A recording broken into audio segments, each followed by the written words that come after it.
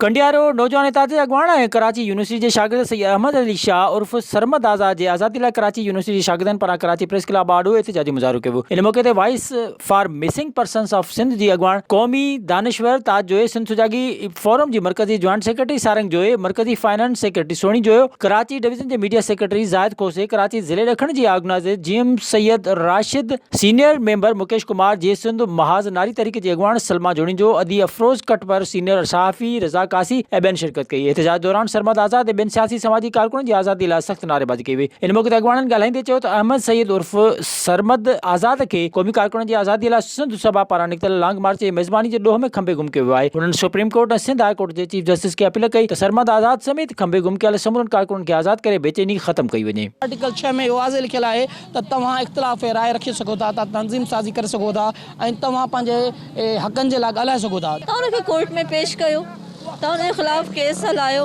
visit कयो अवामी आवाज़ मीडिया ग्रुप जी वेबसाइट awamiawaz.pk